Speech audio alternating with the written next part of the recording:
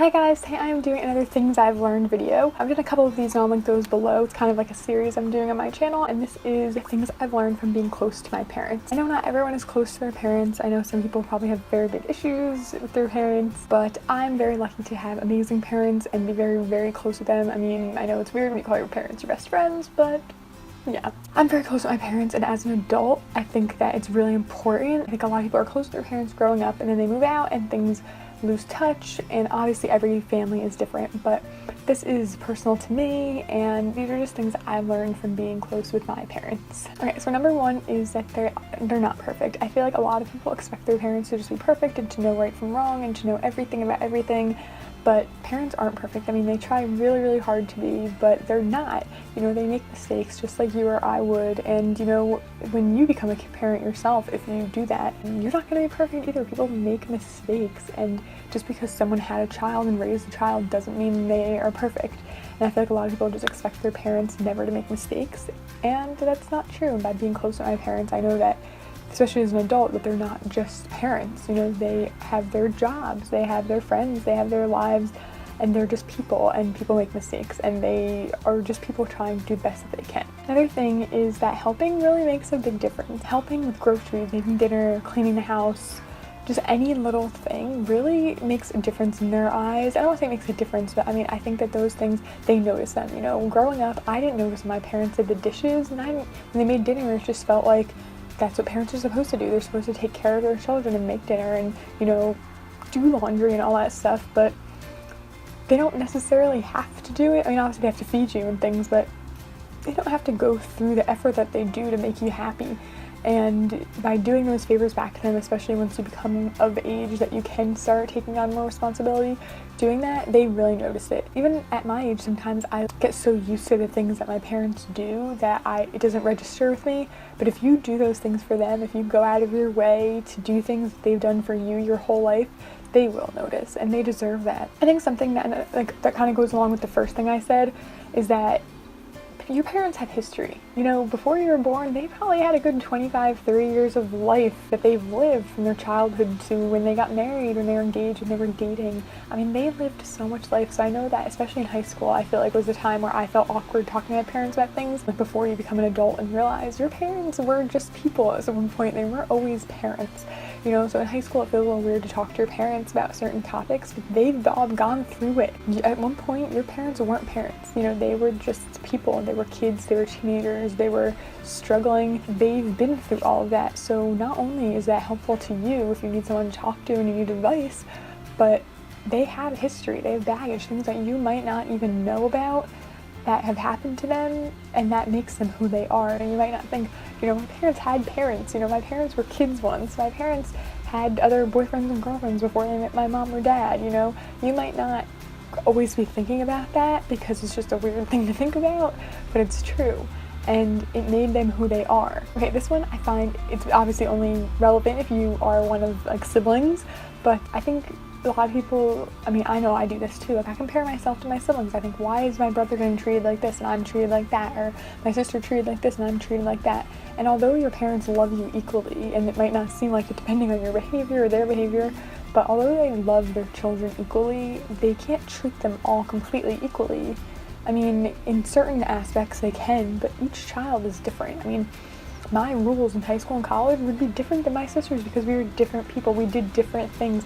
We both needed different guidance. And some people need to go through make their own mistakes to learn from them, and some people can learn from other people's mistakes. You know, each kid is different. Although they're raised in the same environment, by the same parents, with the same house, and the same pets, and the same school, kids can be raised like they're just completely different, and parents can't possibly, you know, it's one thing for like the law to treat everyone equally, but when it comes to the intimacy of a family, your parents can't just raise you with the exact same rules as another sibling, or, you know, maybe they raised your oldest sibling with certain rules or gave them more free reign and they thought they made a mistake, and now they need to remedy that and, you know, alter their rules or alter the way they do things for their next child because they don't want to make mistakes.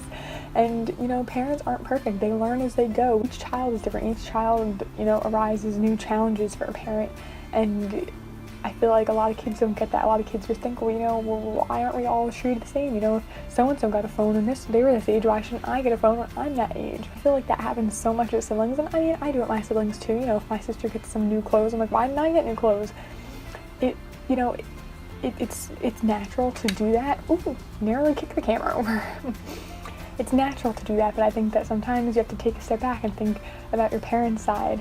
I think that that's something we forget to do. You need to think of things from their perspective, and sometimes that can open your mind and realize, wow, I was wrong, or wow, I see their point. You spend so much time with them, or you live with them, so tensions run high and you just get used to the way things are. But if you can take a step back and look at your parents as just people and not just parents, I think that a lot of issues that you might have, or just like small little pet peeves, might go away. Another thing I've learned is that no matter how old you get, whether you're going off to college, whether you're done with college, whether you have your own family and your own children, your parents never stop worrying about you. You know, they might stop worrying that you're gonna break your arm when you fall off the monkey bars, but they're never gonna stop worrying about you ever, no matter how old they get, no matter how old you get, no matter how successful you are. And even if they don't share it, I mean, your parents might be kicking you out of the house and telling you, you know, get out of here, you need to go off on your own. And no matter how much you can't feel that they're worried and that they want you to stay so that they can take care of you and watch you, they do. And I think that's something that parents have mastered. They don't want to over nurture their kids, especially nowadays. I feel like since so many kids do live at home at such an old age, but no matter what they don't say or what they do say,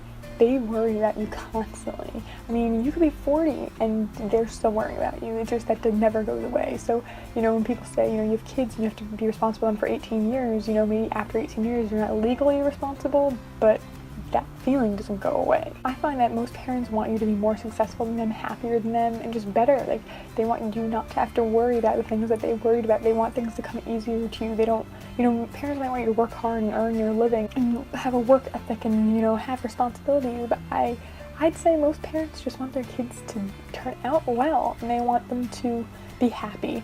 And whether that comes with success in a family or a relationship or a job, they just want you to not have the worries that they had, and they might not be perfect at it, but they are trying their best, and their best is a lot. I mean, imagine, if you don't have children, imagine raising a child. I mean, how could you possibly have the energy or the responsibility that it takes, you know, the wisdom? It's not easy. Another thing that I've picked up, I feel like, is as much as your parents might want you to move on and be happy and move out and get on with your life, I feel like they have to find a balance between wanting you to be successful and being proud of you for moving on. They have to balance that with their fear of letting you go, and the fear of being afraid that you might not come back, or that you're going to move on for good and fall on your face. I think that there's a really hard balance when your kids grow up. I mean, I'm assuming there's a really hard balance when your kids grow up, and you just have to trust them to live their life without you over their shoulder.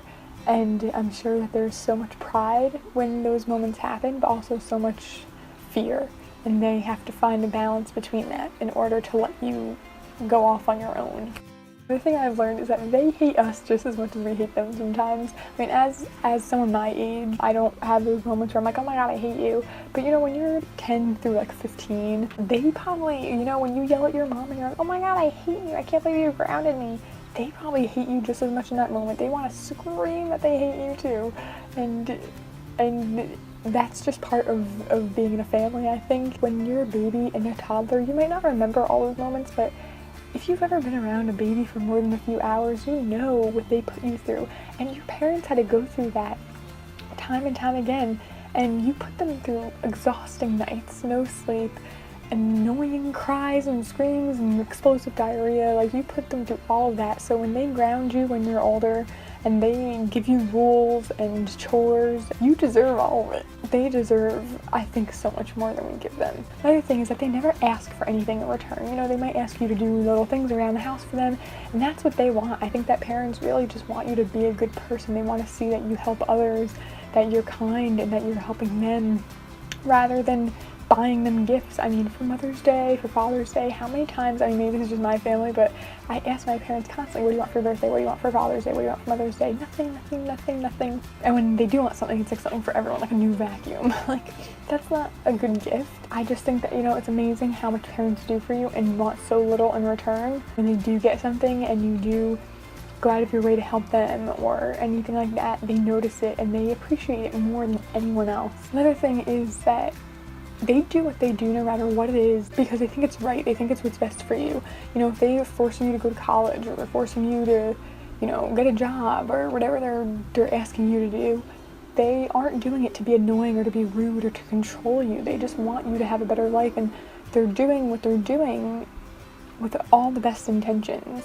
And although sometimes you can't see it and they can't see your side, you know, maybe you don't want to go to college, maybe you have a plan, they don't want to hear it, but you don't want to hear what they have to say either. Because in those moments, they're not doing this out of spite or out of selfishness or anger even. They're doing everything that they're doing because they think it's what's best for you. Maybe they're not right, maybe they're wrong a lot of the time, you know, maybe they don't know what they're doing, but they're doing it with the best of intentions always. But that's the same as what everyone can pretty much say for themselves, you know, even if you do the wrong thing, they're doing it for the right reason. And I think that that's what most parents are trying. They're trying their best, but they might make mistakes and they might do the wrong thing, but that's just part of life. And the last one is that they deserve to be selfish. So selfish. And, you know, sometimes I think that, you know, when you're younger and your parents need to be there to take care of you and feed you and things like that, they don't have the time to have that selfish time for themselves. But when you're older and they're not doing something for you, sometimes I get those feelings too, you know, those passing fleeting moments of like, oh my god, why did you even have kids if you're not going to be there for them 24/7?